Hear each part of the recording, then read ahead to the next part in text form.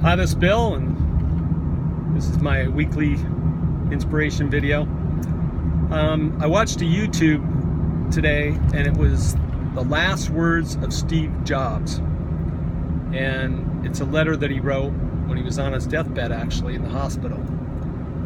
And I'll tell you, it was really sad, very serene, very surreal. And I'll tell you, you listen to that, and it's worth listening to, because he tells you how he lived his life as the pinnacle of success. People looked at him as, a very, very successful person. And he says that. Yet, on his deathbed, he says, however, outside of my work, I lived a very unhappy life. And he realized that he wasn't successful. And in that letter, he talks about that when one attains wealth beyond his means for the rest of his life, maybe he should turn his life to something more important. And he states things like family, things like the arts, social. And the sad thing is, this man had everything, but he was missing something. And actually, he looked for God. He looked in the East. He went and he studied a little bit of Buddhism and things like that. And him and his friend went there on a quest to find peace and spiritual enlightenment. And they really didn't find it. He says that in his book. And then he got into back here, and he got into Zen and stuff. And the Zen that he was doing is pretty much a very selfish religion. It's a self thing that he kind of was in, and that fit his personality, but it didn't let him find peace. And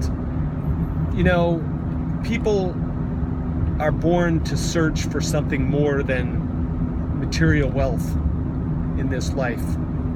And he talks about lying there with the beeping of the machines and the blinking lights of the life support, that he realized that he really blew it. And it's sad. I mean, I wish I had time to go back in time and I could talk to Steve Jobs and say, if you give this one religious thing a chance in a year, you might have a different perspective. And I'm not a preacher, I'm not a theologian, I never will be. I don't know the Bible that well, but I can tell you, a long time ago, when I was actually in high school and I was raised a Catholic, a friend of mine and I went to this house down the street, and it was a bunch of Jesus freaks were there. And it's called Fresh Bread, and they were all there in this house, and they were weirdo Jesus freaks. We knew about who was there, but the doors were all open and people were all in. There was music going on, so we kind of walked in, and a guy said, "Hey, Billy," and it was a guy that knew my brother. He was my brother Chris's age, and he said, "Are you curious about God?" And I said, no, I know about God and stuff, and I was a good Catholic, I knew about God. And he says, well, would you do me a favor? Would you just, say a little prayer with me? And I thought, well, I'm kind of caught in here, we shouldn't be in here anyway.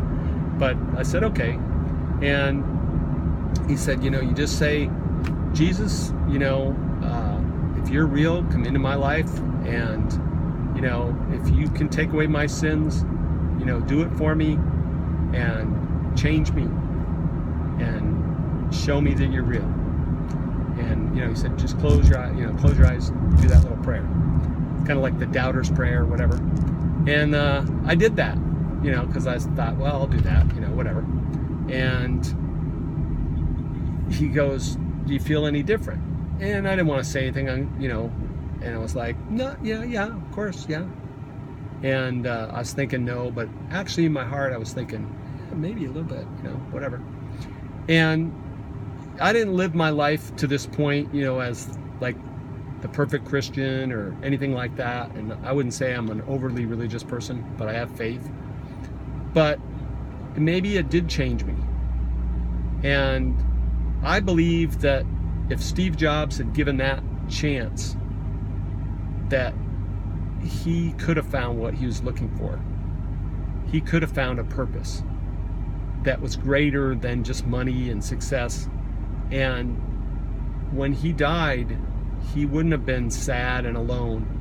And he said he could feel the breath of the God of death upon him, laying in that hospital bed. And he was scared. And I remember in the Star Wars movie, I think it's The Force Awakens, Harrison Ford is talking in his monologue. He's saying, this Force mumbo jumbo and all this stuff. He goes, I fought it, but I realized it's all true. And that's kind of the way I believe that it is, with God. If you say, you know what, I don't really believe you necessarily, but believe in you totally, but if you're there, I give you permission. And I think that's how we're made. We have to ask for help, for God to intercede. He doesn't make us robots. We're not built to just be, do this. We have free will. We're able to do whatever we want, good or bad. And if we're too bad, I think he does step in. People like the Hitlers of the world. And if we're really good, sometimes, if there's another side of evil, they take us out, like the Martin Luther King kind of deal. So, good people can have bad things happen to them, and bad people can have bad things happen to them too, if they get too bad.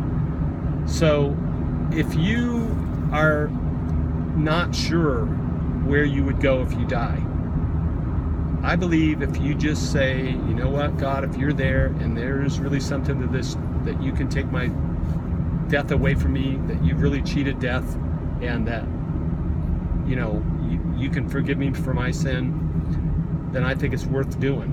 I think that there's no reason not to do it, because it's kind of like The Force Awakens. What if it is really true? What if you really don't have to die forever and not be sad in death? What if there is something to this deal? And I believe it. I believe there is. And I think that if you're uncertain, it would be a good idea to just do that doubter's prayer.